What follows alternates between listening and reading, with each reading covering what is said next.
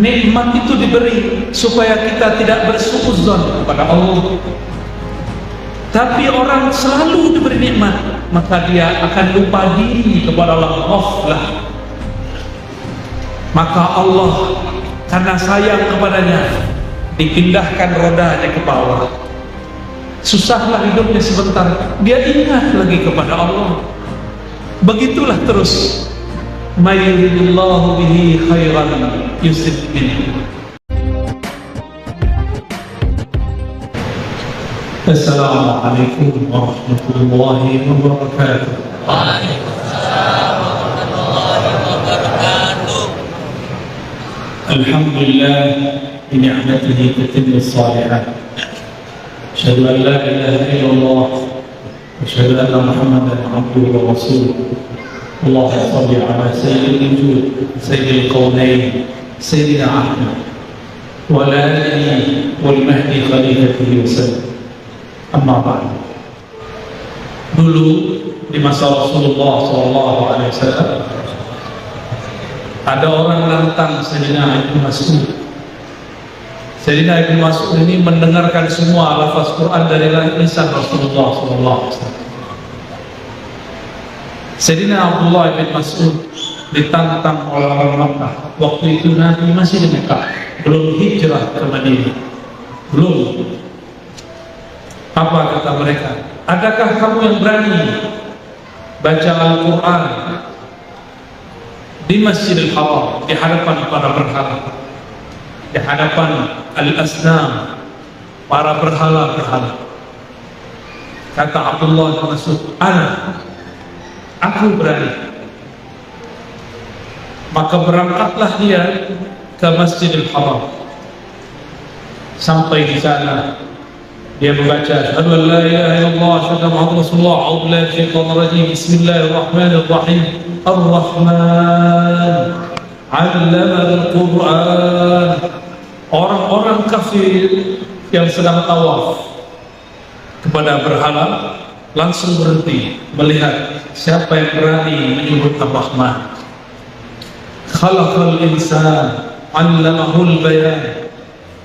Maka semuanya berhenti dan mereka mendekati Abdullah bin Mas'ud. Ketika Abdullah bin Mas'ud meneruskan bacaannya, salah satu mereka mulai menggebuki, pukul, dorong.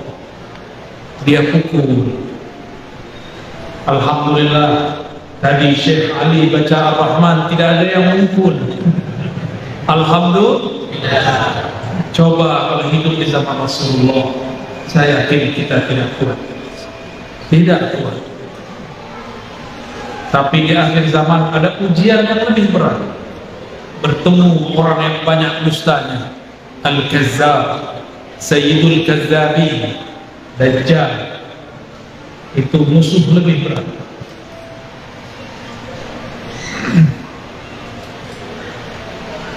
Ternyata Ar-Rahman, nama ini sudah dikenal oleh orang Arab. Orang Arab Makkah musyrik. Mereka tidak sembah Allah langsung. Mereka menyembah Allah melalui berhala-berhala. Dan mereka kolektor. Tahu kolektor? Pengumpul jami'ul asnam. Kolektor berhala. Mending kolektor duit, ini kolektor berhala. Mending kolektor ijazah dan sanad, ini kolektor berhala. Mulai dari syaitan bernama Latta, Uzza, itu nama iblis semua yang menjelma jadi dewa. Ternyata ketika orang-orang musyrik Mekah berangkat beli barang di Yaman, saya lihat ada wajah-wajah keturunan Yaman sebagiannya. Yaman Lamu. Apa lamanya? Lama atau Lamu? Lama. Lama, ya. Sampai di sana sudah ada tempat-tempat ibadah orang Yaman. Orang Yaman ternyata terbagi dua. Satu penyembah Isa, satu menyembah Rabb Isa, dan mereka menyebut Allah dengan Rahman atau Rahmanan. Jadi orang-orang Yaman menyebut Allah Rahman. Usud punya usud, mereka belajar agama ini dari misionaris dari Ethiopia, Raja Habasyah, seorang Nasrani yang menyembah Allah, mencintai Isa. Ketika disebut Ar-Rahman, maka orang-orang Arab Yaman senang, berarti ini nama Tuhannya. Tapi orang-orang kafir Quraisy, musyrik Quraisy tidak senang. Ya? Maka dalam hadis dikatakan, "Ma sami'at Quraisy", tidaklah pernah Quraisy sami'at, mendengarkan surat Ar-Rahman sampai Abdullah bin Mas'ud membacakannya di Al-Masjidil Haram. Selesai kisah Abdullah bin Mas'ud, tiba-tiba Rasulullah berkalam. Apa kata beliau? Sesungguhnya aku melihat kaum jin lebih cepat responnya, jawabannya ketika mendengarkan surat Ar-Rahman daripada kalian. Ra'aitul jinn, ra'aitul jan asra'u jawaban minkum, lebih cepat menjawab daripada kalian. Kalian ketika Allah bertanya, "Fabi ayyi ala'i rabbikuma tukadziban?" Diam-diam aja kan? Diam ya? Nah, malam ini kita turunkan satu riwayat, satu ilmu. Kalau ada imam baca surah Ar-Rahman, setiap ayat itu dibaca, apa jawabannya? Ini diriwayatkan oleh Imamuna Abu Isa At-Tirmidzi, Imam Tirmidzi, murid Imam Al-Bukhari, kawan Imam Muslim.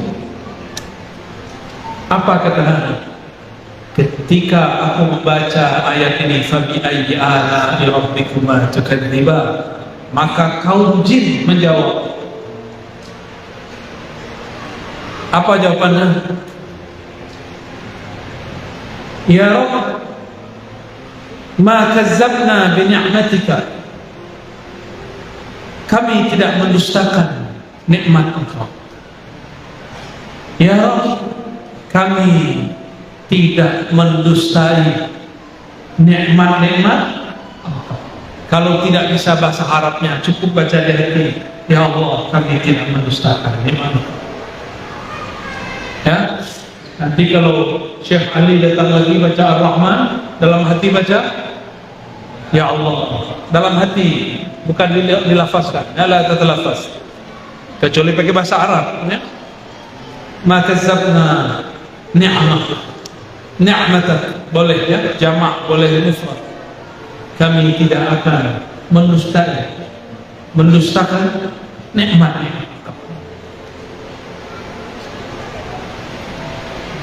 Ar-Rahman,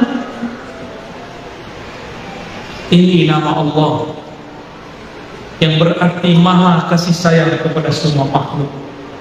Apakah itu manusia, apakah dia beriman ataupun kafir, apakah dia hewan ataupun tumbuhan, apakah dia bebintangan ataupun pulau-pulau, gunung-gunung, semuanya dapat rahmannya Allah Subhanahu wa ta'ala.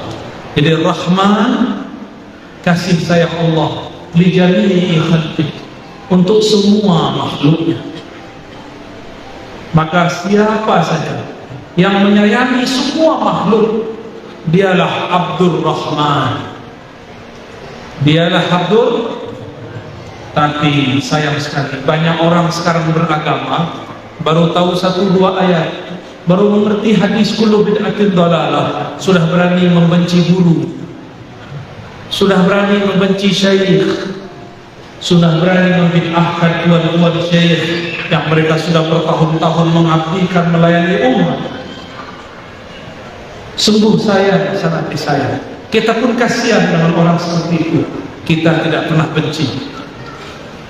Jika antum menyaksikan saya mengkritisi satu kelompok, Saksikan, saya tidak membenci mereka, saya sayang kepada mereka. Kadang sayang itu bentuknya lembut. Kadang kalau kita melihat anak kita salah, kalau kita sayang, marahi dia. Siapa yang hatinya sudah terisi nama Rahman, pasti dia sayang semua makhluk. Tapi hafiz Quran, bisa baca Quran, bencinya setengah mati kepada sesama orang Islam cuma karena beda faham, maka di qalbumu belum ada Rahman. Itulah yang dimaksud Rasulullah, la yujawiz, imannya tidak tembus, imannya tidak tembus. Dia baca Rahman, dia baca Rahim, tapi dia tidak pernah menyayangi makhluk Allah. Malulah kepada Allah. Allah memulai setiap suratnya dengan Bismillahirrahmanirrahim. Tidak ada satu surat kecuali ada Rahman dan Rahim. Hatta surat Taubah Allah masih sisipkan di ujung dua ayat terakhir, wabil mu'minina raufur rahim. Bedanya, jika semua surat itu langsung Allah yang Rahman dan Rahim, sedangkan di At-Taubah Allah merahmati melalui kekasihnya Rasulullah SAW. Wabil mu'minin, yani Sayyidina Nabi SAW, raufur rahim. Inilah basmalah surat Taubah. Jadi ayat laqad ja'akum adalah basmalahnya surat Taubah. Oleh karena itu, guru kami dulu mengijazahkan, jika engkau mau umur panjang dan tahu kapan wafatmu, lazimkanlah baca laqad ja'akum 7 kali ba'da salat. Ya, mau amalkan? Ya, i'malu bih 7 marrat ba'da salat. Ya, laqad ja'akum rasulun min anfusikum azizun 'alaihi ma 'anittum harisun 'alaikum bil mu'minina raufur rahim. In tawallaw faqul hasbiyallahu la ilaha illa hu 'alaihi tawakkaltu wa huwa rabbul 'arsyil 'azim. Orang yang baca ayat ini tidak ada masalah sampai kepadanya kecuali masalah itu kecil. Karena Rabbnya azim, Rabbul 'Arsyil, jangankan memikul masalahmu, Arasy yang azim pun Allah pikul. Maka orang yang mengamalkan dua ayat ini, Allah bahagiakan hari-hari, Allah murahkan segala urusan. Allah tidak ridha jika hambanya susah lalu lupa kepadanya. Ciri-ciri Allah cinta seorang hamba, Allah berikan kepadanya kesenangan supaya dia tidak lupa karena kesusahan. Ciri-ciri Allah sayang kepada hamba, Allah berikan kepadanya kesusahan karena khawatir si hamba lupa karena kesenangan. Maka dunia ini berputar terus, kadang nikmat, kadang musibah, kadang nikmat, kadang musibah. Nikmat itu diberi supaya kita tidak bersuudzon kepada Allah. Tapi orang selalu diberi nikmat, maka dia akan lupa diri kepada Allah, ghaflah. Maka Allah karena sayang kepadanya dipindahkan rodanya ke bawah. Susahlah hidupnya sebentar, dia ingat lagi kepada Allah. Begitulah terus. Mayuridullahu bihi khairan yusib minhu. Hadis sahih Bukhari, hadisun sahih. Siapa yang Allah kehendaki kebaikan baginya, khairan itu lebih dari sekedar baik. Khairan yani akhir, ahsan. Khairan itu yang lebih baik dari yang terbaik. Khairan itu sesuatu yang Allah pilihkan, bukan si hamba yang memilih, Allah lah yang memilihkan. Siapa yang Allah kehendaki kebaikan yang lebih baik baginya, maka dia uji, yusib minhu, maka dia sapa. Dan musibah ada dua, ada bisyar, ada bil khair. Kif mada yaquluna wa nabluukum bisyarri wal khair. Masya Allah, kami uji kamu Bala bahasa Arab artinya uji, diombang-ambing, diaduk-aduk, perasaannya diaduk-aduk. Lawannya bukan musuh yang di luar sana, lawannya dirinya sendiri. Tersinggungkah dengan kawannya? Tersinggungkah dengan orang beda faham dengannya? Jika itu terjadi, maka dia diuji dengan khair, juga dengan syar, dengan kebaikan dan dengan keburukan. Maka nikmat itu juga ujian, sebagaimana musibah itu juga ujian. Pilih mana? Maunya yang enak-enak? Tak bisa. Saya mau tanya, Bapak Ibu, sayang anak, mau nggak anak tidak diuji? Maunya gitu ya? Maunya gitu. Oke, besok pas UAS, ujian akhir semester, nama anak kita tidak tercantum dalam daftar siswa yang diuji. Padahal Bapak Ibu sudah bayar, mau? Paham maksud saya?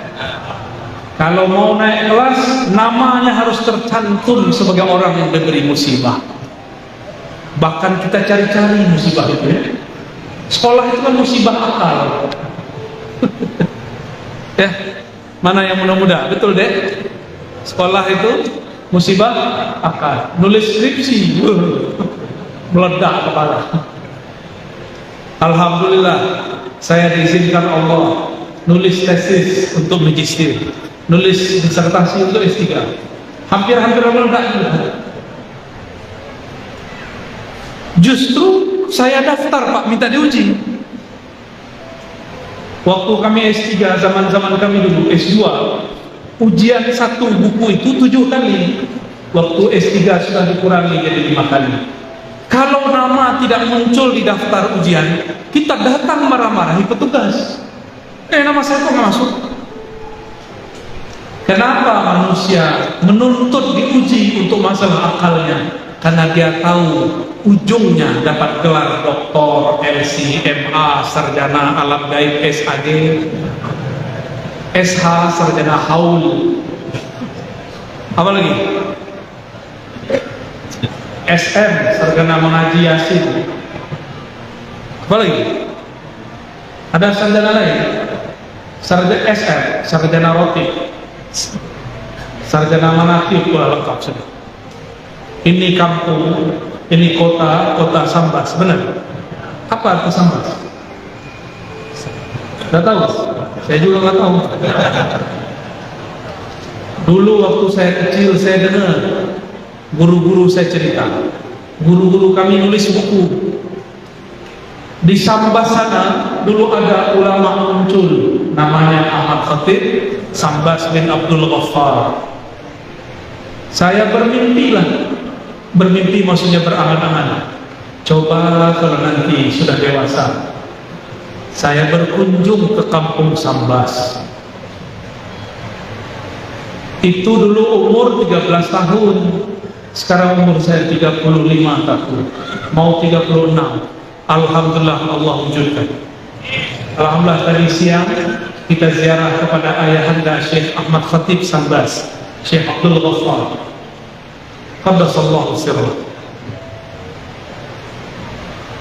Kami di Pulau Jawa, di Pulau Sumatera itu punya tarekat namanya Qadiriyah wal Naqsyabandiyah. Itu asalnya yang bawa orang sini, Syekh Ahmad Khatib Sambas. Masih ada orang Sambas beramal itu? Benar. Wajahnya kurang bercahaya. Insya Allah masih bercahaya. Kadang-kadang ulama itu seperti mercusuar, kata orang. Terang di jauh sana, tapi di bawahnya tidak terang. Maka saya pun berniat pulang kampung tahun ini, ke kampung saya, minimal Ramadan, ingin membersamai ayahanda dan mengisi surau walaupun cuma 10 hari, beriktikaf bersuluk di surau, mengamalkan zikir-zikir yang dulu kita amalkan, yang diijazahkan masyayikh. Semoga di sini nanti ada lagi. Amin ya rabbal alamin. Syekh Ahmad Khatib Sambas pergi ke Makkah. Sampai di Makkah diremehkan banyak orang. Maklum muka-muka Melayu, hidung mancung ke belakang. Ya kayak kita ini kan mancung ke belakang, kalau ini mancung ke samping. Akhirnya beliau ini karena wajahnya muda, orang Melayu, jenggotnya sedikit. Ini coba lihat jenggotnya. Padahal saya lebih tua 4 tahun daripada dia. So, parah semua. Lebih tua saya daripada Syekh Ali. Tapi jenggotnya, Masya Allah alaih. Dulu Syekh Ahmad Khatib Sambas jenggotnya seperti saya, bahkan kurang. Umur 19 tahun jenggot belum ada. Paling seperti tusuk sate. Kayak antum ini, kayak gini. Padahal umur sudah 91 ya. Syekh Ahmad Khatib Sambas belum jadi syekh, tidak diterima talaqi oleh masyayikh Arab. Terdengarlah kisah itu oleh ulama Patani, ulama Melayu dari Thailand Patani, namanya Syekh Daud Fatani, murid dari Syekh Muhammad Arsyad Al-Banjari, murid dari Syekh Abdul Samad Al-Falibani, sekawan dengan Syekh Nawawi Al-Bantani. Maka dipanggillah Syekh Ahmad Khatib, kau belajar di sini, saya guru.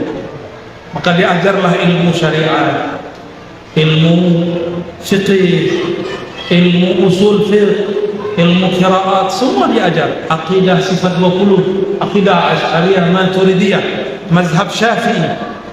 Setelah matang dua ilmu ini, Syekh Daud mengatakan, saya hantarkan engkau kepada guru yang cocok untukmu, namanya Syekh Syamsuddin Al-Qadiri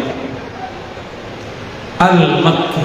Diantarkan kepada Syekh Syamsuddin, mursyid tariqah Al-Qadiriyah di Makkah. Ditalqinkanlah zikir keras, la ilaha illallah. Dengan itu wusullah, sampailah kesadaran ma'rifat Syekh Ahmad Khatib Sambas kepada Allah. Diijazahkanlah ia, dan kita tidak mendapatkan sanad selain sanad Syekh Ahmad Khatib Sambas yang menyebutkan dari Syekh Syamsuddin. Berarti murid Syekh Syamsuddin yang bertahan ilmunya cuma Syekh Ahmad Khatib Sambas. Orang tapi orang Sambas meremehkan zikir ini. Ya, saya dengar-dengar sudah mulai ada yang membid'ahkan. Dia lupa, kata dia di Mekah tidak ada orang zikir-zikir begitu. La ilaha illallah. Ya salam ya akhi. Dulu ilmu ini diambil dari Mekah. Ente datang ke Mekah zaman now. Zaman now Mekah dikuasai Al-Wahabiyah. Saudara kita, masih saudara kita, jangan benci. Wahabiyah ini sangat keras. Mereka tidak bermazhab, mereka anti mazhab dan menganggap sufi-sufi penyembah kubur, musyrik, khurafat. Kebetulan ini mantan, dia lebih lama mantannya daripada saya. Ya, jadi dia tanya sama saya, ya, kamu dulu kalau dengar sufi gimana? Sufi musyrik, saya bilang gitu. Oh sama. Pos dulu. Sama-sama mantan. Jadi kami itu kalau ngelihat ada orang dulu pergi ziarah-ziarah kubur, ubadul kubur, penyembah kubur, susah. Ada nggak orang Sambas sujud ke kubur? Ada. Orang Sambas ke kubur mendoakan ahli kubur, bukan minta ke kubur, ya betul. Kita tawassul tidak minta kepada wali, kita tetap minta kepada Allah. Kenapa sebut wali? Karena kita bersanad kepada wali. Laulal murabbi ma'araftu rabbi. Kalau tidak ada guru mursyid murabbi, kita tidak kenal Rabb Allah Subhanahu wa ta'ala. La yashkurullah, la yashkur, tidak bersyukur kepada Allah, malam yashkurin nas, yang tidak berterima kasih kepada manusia. Dan dua golongan manusia yang paling berhak kita berterima kasih. Satu, walidna, orang tua kita di sini. Yang kedua, murabbi ruhina, guru kita. Orang tua doa, ya Allah mudahkan rezeki anakku. Orang tua. Tapi kalau guru berdoa, ya Allah mudahkan rezeki muridku, mudahkan urusan dunianya, selamatkan dia sampai akhirat. Lebih sayang guru atau orang tua? Guru tiap hari doakan murid supaya selamat dunia akhirat. Orang tua paling cuma mendoakan selamat di dunia. Maka beruntunglah orang tua yang mendoakan keselamatan anak dunia akhirat. Maka Bapak Ibu, malam ini mulai kita ganti doa kita sebagai orang tua. Doakan anak, ya Allah selamatkan anak-anakku, saudara-saudaraku, dunia dan akhirat. Mudah tuh? Susah nggak? Mukmin yang dicinta Allah, mukmin yang mendoakan saudaranya. Maka disebut dalam hadis Muslim, doa paling mustajab, doaul muslim li akhi, doaul mukmin li akhi, doa seorang mukmin kepada saudaranya. Dan yang paling banyak mendoakan saudaranya adalah Rasulullah SAW. Lalu pewaris-pewaris Rasulullah SAW. Itulah sebabnya kenapa guru-guru mursyid diberkahi Allah, karena dia sayang kepada makhluk, dia mendoakan semua makhluk. Ya, guru-guru itu susah hatinya kalau melihat muridnya susah. Tapi apalah daya, dia pun hidup tidak begitu tidak begitu sempurna. Maka Bapak Ibu serahkan Allah, mengingat sejarah yang sangat mahal, mari bangkitkan kembali semangat rohani yang dulu dihidupkan oleh Syekh Ahmad Khatib Sambas. Dulu beliau pulang, ketemu Belanda balik. Sekarang nggak ketemu Belanda, kan? Nggak ada yang melarang zikrullah. Tanya sahabat saya ini, di Indonesia lah tempat paling bebas ngajar agama. Soalnya Indonesia baladna hada biladkum soalnya lidawah wa ta'lim. Di Mesir buat majelis begini datang askar. Mana izin? Sijil. Hatta liom, sampai sekarang. Fabi ayyi ala'i rabbikuma, nikmat apa lagi yang kamu tidak syukuri? Mulailah mendoakan ulama dan umara. Maka di khutbah-khutbah saya mengajak semua ulama, kritik silakan, tapi doakan mereka. Sepakat? Sampaikan kritik, tapi jangan lupa mendoakan. Emang enak dikritik doang? Kita aja dikritik gak suka, apalagi kita musuhan. Orang kritik kita baik-baik pun susah terima, apalagi antum kritik dengan kata-kata kasar. Maka berkata-katalah kata yang baik. Ya. Dalam hal ini saya bersyukur bertemu saudaraku semua, orang-orang yang mencintai Syekh Ahmad Khatib, wali min auliyaillah. Di Pulau Jawa ada Jawa Barat, ada Jawa Tengah, ada Jawa Timur, ada Banten. Di Banten ada Syekh Asmawi, bertorikot Qadiriyah, Naqsyabandiyah, jalur Syekh Ahmad. Di Jawa Barat ada Abah Anom. Abah Anom itu bahasa Melayu Syekh muda. Di kampung saya, kalau orang dapat ijazah tarekat dia masih muda, dapat gelar Syekh muda. Tapi saya nggak mau terima gelar itu, saya gelarnya Syekh aja. Nggak mau dapat gelar muda, sok-sok tua. Ya. Dan alhamdulillah guru saya tidak bilang kamu tidak Syekh muda, kamu Syekh. Dulu waktu masih umur 27 tahun diijazahkan thariqah Naqsyabandiyah oleh guru.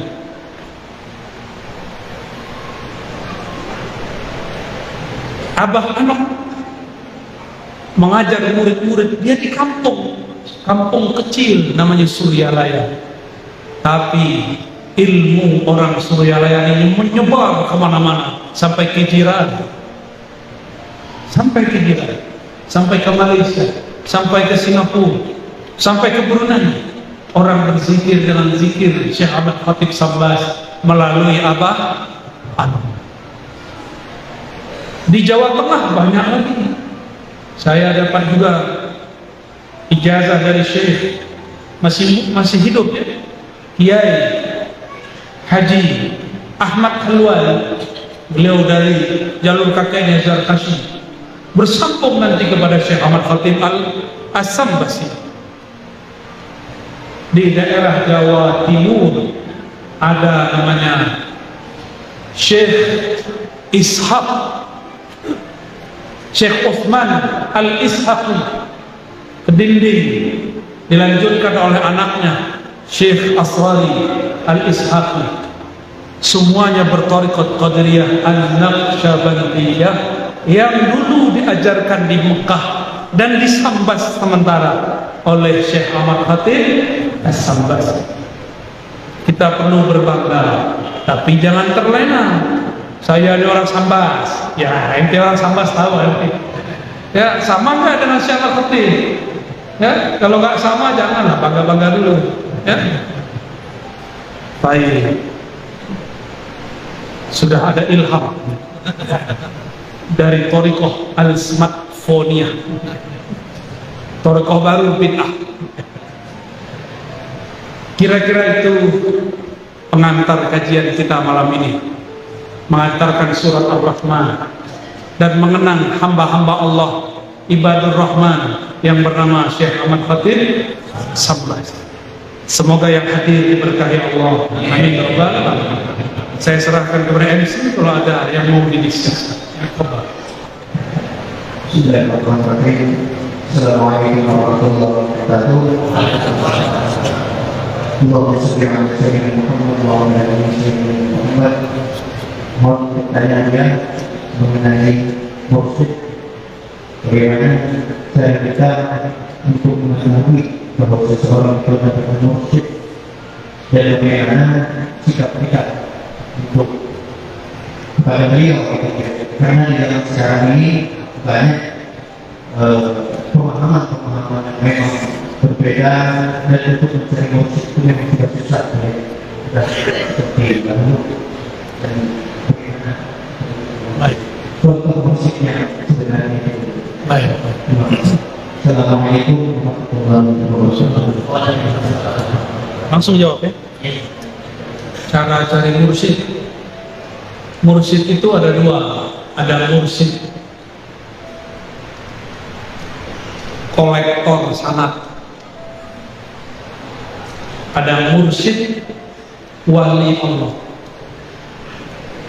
kolektor rahmatullah, kolektor pengumpul ma'rifatullah.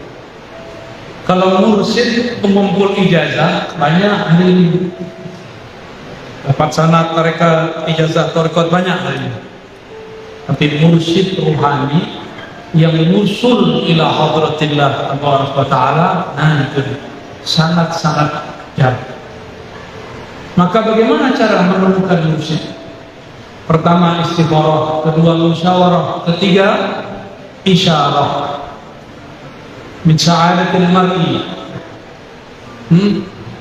ay yastakhira ila Allah fi amri, rawahu Ahmad wa kadzalika rawahu Tirmizi bilafzi. Ciri-ciri orang sukses, bahagia, selamat, beruntung, dia mulai berguru, bekerja, apapun itu dengan istikharah. Jangan istri dulu baru farah. Jadi jangan cuma mau menikah istikharah, berguru pun istikharah. Istri teman tidur, teman makan, teman hidup, tapi enggak teman mati. Dia mati, kita masih hidup, atau kita mati, dia hidup. Satu hidup, satu mati. Katanya sehidup. Tapi kalau guru kita bawa ilmunya sampai ke alam barzakh, kita bawa sampai kepada mahsyar, ke mizan, sampai ke sirat. Jadi pertama apa? Sudah musyawarah, minta nasihat kepada ulama. Ulama yang mengerti tasawuf. Jangan seperti di YouTube itu nanya tasawuf sufi kepada pembenci sufi. Apa kata dia? Sufi sendiri. Ya salah. Jadi kalau bertanya kepada ahlinya, antum sakit jantung, datang ke dokter mana? Ke dokter umum. Bahlul itu, ya. Sakit paru, datang ke dokter jantung. Lebih bahlul lagi. Kenapa orang-orang dalam beragama tidak sepintar ketika dia sakit badannya? Jika sakit rohani kolbu, datang ke ahli kolbu. Tanya kepada ulama yang mengerti kolbu. Jangan ulama yang tidak mengerti kolbu, yang hatinya kelabu dengan kebencian. Kelabu dengan dosa, Allah ampuni. Tapi kelabu dengan kebencian, Allah tidak ampuni. Semua kita ada kelabu syahwat. Di kolbu ini ada belenggu-belenggu syahwat, Allah ampuni. Kita naik turun iman kita karena syahwat, Allah ampuni. Tapi kalau di dalam kolbu antum ada kebencian, suudzon, Allah sulit mengampuni. Ya. Dan yang ketiga, isyarah. Bertanya seorang sahabat kepada Rasulullah SAW, man awliyaullah? Faqala sallallahu alaihi wasallam, man idza dzukirallah. Siapakah wali Allah itu wahai Rasulullah? Lalu Nabi menjawab, orang yang jika engkau pandang mereka, yang jika mereka dilihat, diingat, dikenang, disimak kajian-kajiannya, kalam-kalamnya, petuah-petuahnya, zukirullah, mereka itu membuat kita ingat kepada Allah. Kalau sudah bertemu yang begitu, pastikan dia mursyidnya. Itu mursyidnya kita. Jadi mursyid bukan yang berserban, itu mah gampang Pak. Ini wajah-wajah preman, hidung mancung dikit, brewok, kasih serban syekh. Apa itu yang syekh? Ya? Ini wajahnya cocok ini. Wajahnya cocok datangnya. Ini dato ini di Sumatera Barat dia dato. Sampai di sini duduk di bawah. Udah brewok, hidung mancung, ya. Kasih serban, jadi Habib. Habib Wahabi. Marga itu apa? Marga Satwa. Baik. Bukan itu yang kita cari. Kalau antum mengatakan guru mursyid itu orang-orang yang berserban, di Yaman nyabit rumput pakai serban. Kita hormat kepada serban. Saya dapat sangat serban dari guru saya, bersambung kepada serban Rasulullah. Tapi bukan itulah tanda seorang mursyid. Nanti ada masanya saya berserban, tenang aja ya. Sekarang masih senang dengan kopiah. Ini kopiah apa namanya? Biasa kopiah hitam ya. Karena saya masih merasa kolbu saya hitam, belum pantas pakai serban yang putih. Maka saya nggak berani pakai serban. Serius. Hati saya tahu hati. Allah Maha tahu isi hati saya. Maka saya belum merasa pantas menggunakan imamatul Rasul Sallallahu Alaihi Wasallam. Ya, belum pantas. Insya Allah nanti yaumin ma, ya, di suatu saat jika Allah sudah takdirkan guru saya memerintah, saya pakai serban. Ya, gak main serban pakai nafsu. Nanti malu-maluin serban. Ya, perban aja otaknya. Ya. Baik. Sudah terjawab? Pertama apa? Istikharah. Kedua, musyawarah. Ketiga, isyarah. Berarti menggunakan sir. Wallahu a'lam bishawab. Yang saya tanyakan apabila ketika itu nama Al-Razi yang terbaik adalah nah, setiap saya mau sholat, ketika mau sholat, saya itu mau lihat kadang saya kosong dari saya mau dari abunya apa yang harus saya ikat. Baik. Assalamualaikum warahmatullahi wabarakatuh. Qul in kuntum tuhibbuna Allah fattabi'uni. Jika engkau cinta mahabbah kepada Allah, mahabbah kepada Allah puncaknya ada dalam salat. Maka fattabi'uni, ikutilah aku. Rasulullah turunkan makna ayat ini, sallu kama ra'aitumuni usolli, rawahul Bukhari. Kalau engkau sholat, sholatlah seperti engkau melihat aku. Maka sahabat sebelum sholat mereka membayangkan Rasulullah di depannya. Itu disebut rabitatul syekh, rabitatul mursyid. Al-mursyid al-haqiqi Sayyidina Nabi sallallahu alaihi wasallam. Cuma karena kita belum bertemu beliau, maka kita diizinkan bersanad, berijazah, berguru kepada orang yang punya silsilah sanad kepada Rasulullah sallallahu alaihi wasallam. Seperti Syekh Ali ini baca Quran karena tidak temu Rasul. Dari mana beliau ini tahu Al-Quran yang dia baca sama dengan Al-Qurannya Nabi? Karena ada gurunya. Maka tanya beliau ini, "Anta law kullama qabila taqra al-Quran tazkur syai'an." Nah, itu bos. Allah saya tanya sama beliau, antum kalau membaca Quran terbayang guru nggak?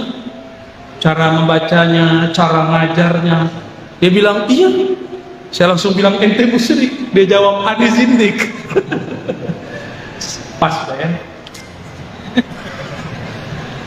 Sesama mantan begitu.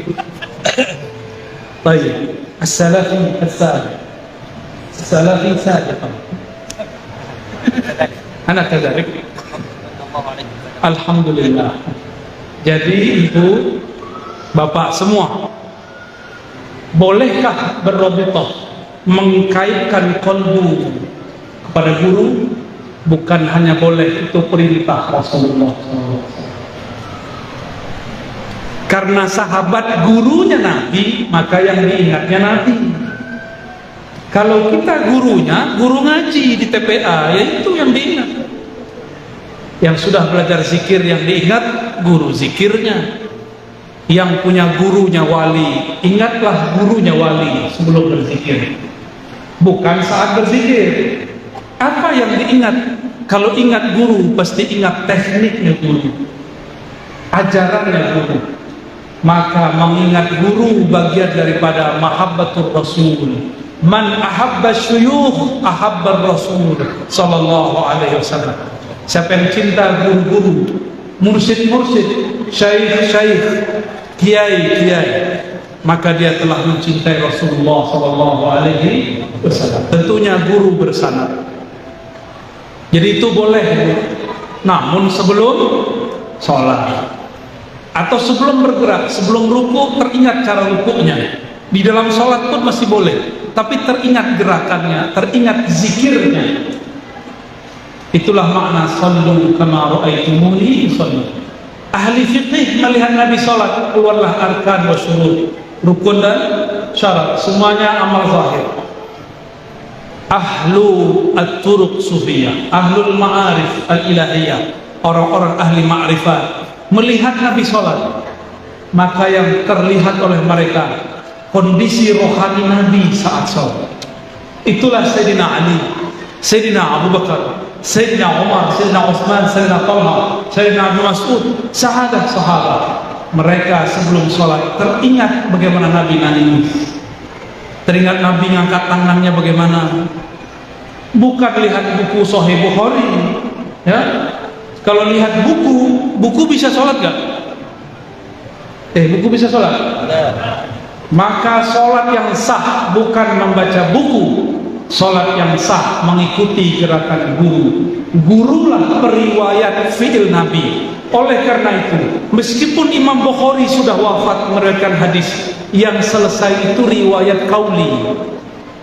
Riwayat fi'li, perbuatan, masih diriwayatkan oleh guru-guru ngaji, masyayikh sampai kiamat. Ahlul qiraah meriwayatkan lafaznya Nabi sampai kiamat. Sampai kiamat. Yang berhenti cuma riwayat sahih Imam Bukhari, tapi riwayat rohani Nabi tidak berhenti. Maka nur Rasulullah turun ke Sayyidina Ali, Sayyidina Abu Bakar, sahadah ulama sampai ke kolbu kita. Itulah yang bercahaya di kolbu. Itulah maksudnya, jika engkau sholat, maka pandanglah aku. Sebagaimana engkau memandang aku, begitulah cara engkau sholat. Sebagaimana engkau memandang aku zikir, begitulah engkau berzikir. Tapi Nabi sholat, sahabat beda cara. Sayyidina Abu Bakar kalau takbir suaranya hilang, Allah langsung menangis. Dia tidak sanggup membaca nama Allah satupun. Bismillah, langsung suaranya nangis. Lain dengan Sayyidina Umar, seperti Syekh Ali tadi, ya. Bismillahirrahmanirrahim. Sekarang ada lagi cara baru. Bismillahirrahmanirrahim. Ada Rabbil Alamin, Ar-Rahmanir-Rahim. Ya salah. Itu enggak bergurunya kepada YouTube. Wali YouTube. Orang wali YouTube, dia wali YouTube. Kalau baca Quran saja mesti berguru, apalagi ingin memahami salah satu yang dipahami dari Quran adalah cara sholat. Ya, jadi jangan ngikutin suara. Mentang-mentang sudah baca kawan kita saking fasenya, ya ayyuhal kafirun. Hal batil, kira fasenya. Pengen seperti orang Arab, supaya jamaah nanti merasa sholat di belakang sudais. Besok-besok dia jauh dulu. Ya salah. Gitu ya. Wallahu a'lam bis. Khalas? Wujud? Ya.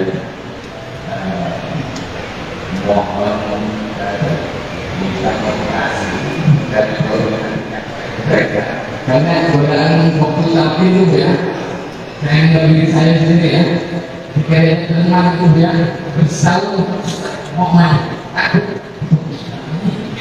seperti itu ya. Jadi berbagai namanya ketiga, mudah-mudahan kalau datang ya,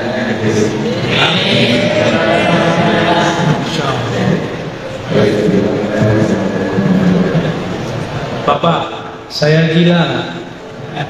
Hitung tarekat saya. Samanya. 1. Qadiriyah. 2, 3. Naqsyabandiyah. Hitung. Tahu berapa? Ya. Hitung lagi. Syaziliyah. Idrisiyah. Lagi. Mau berapa lagi antum? Gabungan Qadiriyah, TKN, Naqsyabandiyah, Qadiriyah, Naqsyabandiyah. Udah berapa? Ada lagi Ba'lawiyah. Ada lagi Idrisiyah. Ada lagi Junaidiyah. Mau berapa antum maunya? Ada Akbariyah. Ada Dusuqiyah. Tuh kan pusing antum kan? Saya gila enggak? Kalau dokter begini gila, kalian lebih gila lagi. Ya itu mungkin dulu ada kasus Pak. Ada kasus orang gila belajar thariqat tambah gila. Orang berhati bening belajar thariqat tambah bening. Orang cerdas belajar thariqat tambah cerdas. Ahli Quran belajar tasawuf tambah ikhlas. murid saya ada dulu takut talqin zikir, gak mau belajar thariqah. Dia hafiz Quran. Hafiz Quran berapa juz? Kirain ada 31 kalau disambar. Dia bisa khatam sehari 40 kali. Saya tidak bisa pikir. Yaumun amdain dulu. Sebab kan? Anak usul. Anak usul. Tulis. Saya punya murid. Lalu kita bilang, udah kamu kalau punya murid jangan sampai 40, 10 aja sehari. Ya. Sayyidina Utsman samani khataman 8 khatam sehari.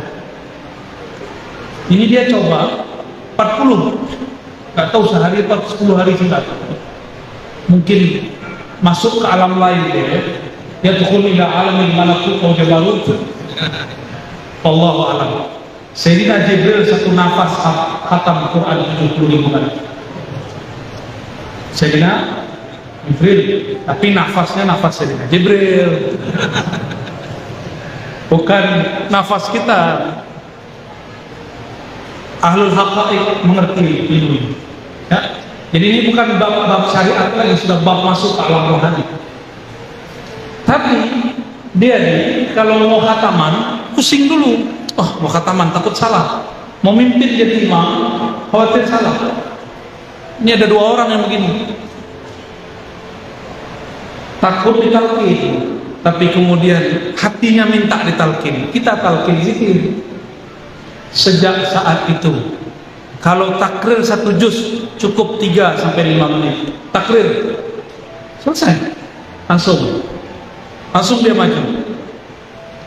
Maka orang ahli Quran belajar zikrullah, zikir khafi, maka hafalannya tambah dhabit, tambah kuat.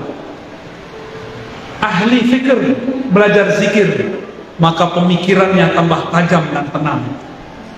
Hilanglah kesombongan. Orang kalau cuma belajar pemikiran, tidak belajar ilmu qalbu, bertambah ilmu, bertambah sombong. Mau? Tambah ilmu, tambah sombong, mau? Tambah hafalan, tambah sombong, mau? Maka harus belajar zikir. Belajar zikir, wadahnya cuma thariqah, gak ada lagi. Gak ada lagi, cuma belajar thariqah sufi, gak ada lagi. Syekh Ahmad Khatib Sambas membawa 3 ini: akidah Ahlussunnah, mazhab Syafi'i, tasawuf. Sebenarnya beliau mengajarkan 5 tariqah, 5 tariqah, cuma disederhanakan jadi 2. Jadi tariqah beliau selain Naqsyabandiyah, Qadiriyah, ada lagi Anfasiyah, ada lagi Junaidiyah, ada lagi As-Samaniyah. Tariqatnya Abah Gurus Kumpul digabung, disederhanakan menjadi An-Naqsyabandiyah dan Qadiriyah atau dibalik. Apakah Syekh Ahmad Khatib Sambas gila? Di Mesir ada Syekh Al-Jum'ah Zaki, walaupun ada muskilah sia-sia, tapi karena zakiyah, betul-betul cerdas, ya bukan main. Ada pertanyaan apa saja dijawab dengan hujjah yang sangat jelas. Mursyid thariqah, jadi mufti di Mesir. Ada yang namanya mirip dengan Ahmad Khatib, Ahmad Khatib Al-Minangkabawi. Beliau mursyid tariqat khalwatiyah. Tariqat apa? Gimana? Itu orang hebat semua, gak ada yang gila. Antum yang gila. Jangan-jangan yang kita lihat itu orang gila belajar tariqat. Tapi ingat, ini bocoran rahasia kita. Setan gak boleh tahu. Setan itu gak rela orang kenal Allah. Iblis itu tidak ridho orang berzikrullah. Maka dia buatlah was-was dan isu. Dia buat opini, isya'ah, opini, isu. bahwa bertasawuf itu junun, bertasawuf itu gila, supaya orang-orang yang separuh-separuh gila takut belajar tasawuf. Jadi yang benar, orang gila belajar tasawuf tambah, kalau orang waras belajar tasawuf tambah waras. Yang depan saya orang waras bukan? Pengen tambah waras? Pengen khusyuk? Belajar zikir. Cari gurunya. Ya, kalau masih ada di Sambas, temui mereka. Mohon maaf nih para mursyid, para wakil talqin, aneh kerjain antum ya. Nanti orang banyak datang ke antum semua. Saya pulang ke kampung saya, itu seorang mursyid datang. Dia marah tapi sayang. Apa kata dia? Karena kau nih. Lah, kenapa mursyid? Kenapa syekh? Karena kau nih 15 hari aku belum tidur. Loh, kenapa syekh? Mereka minta talqin semua. Mereka minta talqin semua. Ya saya bilang alhamdulillah. Ya dia alhamdulillah juga. Bahagia juga boleh. Alhamdulillah. Maka saya mengimbau kepada guru-guru mursyid, mulailah menata kembali biar rapi, jangan terlalu keras, jangan juga terlalu lembut, sedang-sedang saja. Jika bisa diringankan, ringankan, karena zaman sudah berubah. Orang sekarang sudah bertorikot baru, torikot smartphone, torikot baru. Haram bid'ah pakai tasbih subhan, tapi tidak bid'ah pakai ya. Begitu? Baik, cukup ya? Enggak lagi? Selesai ya? Saya mau jalan lagi ke apa namanya? Singkawang. Mohon izin, tidak dapat salam-salaman, cukup dengan hati saja. Mohon doa selalu, semoga saya istiqomah di dalam ini. Doakan saya, keluarga, teman-teman, kawan-kawan istiqomah di dalam ini. Saya doakan juga yang hadir menjadi kekasih-kekasih Allah. Al-Fatihah. Ya. Allahumma rahman ya karim. Wahai yang maha penyayang, sayangilah kekasih kami baginda Nabi Muhammad sallallahu alaihi wasallam. Shalli ala habibina sayyidina Muhammad. Allahumma balligh salamana wa tahiyyatana ila sayyidina Nabi sallallahu alaihi wasallam. Ya Allah, sampai juga salam rindu kami kepada baginda Nabi Muhammad sallallahu alaihi wasallam. Ya Allah, qalbu kami penuh dosa, qalbu kami penuh dengan noda dosa, qalbu kami di dalamnya ada zulumat, kegelapan, ada kejahilan. Engkaulah yang meneranginya, ya Allah, ya Nur, ya man huwa nurun ala nur. Wahai pemilik cahaya, wahai yang menerangi alam semesta, terangilah alam qalbu kami dengan nur mengenal Engkau, nur ma'rifat kepada Engkau, nur zikrullah, menyebut-nyebut nama. Ya Allah, saksikan malam ini kami mengakui semua dosa-dosa kami, semua masa lalu kami yang penuh dengan maksiat, semua masa lalu kami yang penuh dengan kegelapan, semua masa lalu kami dengan penuh kebanggaan. Hanya Engkaulah ya Allah yang dapat mengampuni. Meskipun dosa kami sepenuh langit dan bumi, ya Allah, ampunan Engkau memenuhi arasy-Mu, ya Allah. Maka birahmatika ya faghfir lana wa li jami'il hadirin wal hadirat. Dengan rahmat Engkau yang maha luas, sayangi semua yang hadir, baik yang laki-laki ataupun perempuan. Allahumma ya Rahman ya Rahim ya Karim, birahmaniyatik Fakhtimna bihusnil khawatim. Ya Allah, dengan kasih sayang Engkau, ya Allah, maka hidupkan kami dengan nama-Mu, dengan mengenal Engkau, dan wafatkan kami dengan menyebut nama-Mu, dengan mengenal Engkau. Amin rabbal alamin. Rabbana atina fid dunya hasanah wa fil akhirati hasanah wa qina adzabannar. Bijahil Nabi sallallahu alaihi wasallam. Alhamdulillahi rabbil alamin. Mohon izin. Assalamualaikum warahmatullahi wabarakatuh.